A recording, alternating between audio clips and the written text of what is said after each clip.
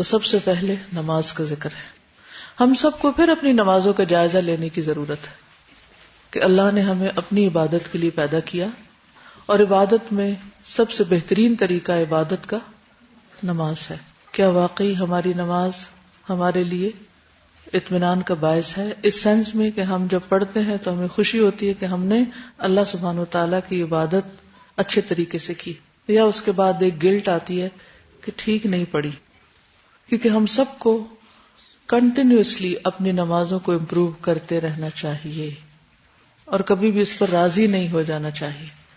اور سب سے بڑی بات یہ کہ وہ اللہ کے لیے ہونی چاہیے، اپنے نفس کے پلیزر کے لیے بھی نہیں.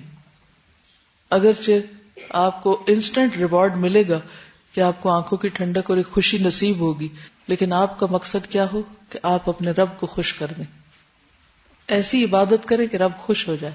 اور سب سے زیادہ قرب نماز میں سجدے کی حالت میں ہوتا ہے، تو اپنے سجدوں کو بہترین بنائیں اور اس کے لیے دعا بھی کریں کہ اللہ اپنی عبادت کو میری آنکھوں کی ٹھنڈک بنا دے اور میرے لیے خوشی کا باعث بنا دے.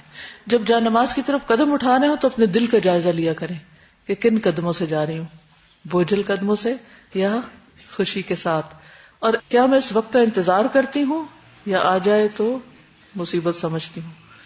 کیونکہ اگر ہم نے سب سے پہلا کام ہی درست نہیں کیا تو باقی زندگی کیسے درست ہو سکتی؟ ان صلاتی ہی اگر ٹھیک نہیں ہوئی تو باقی کام کہاں سے ٹھیک ہوں گے؟ اور نماز کے لیے طہارت شرط ہے.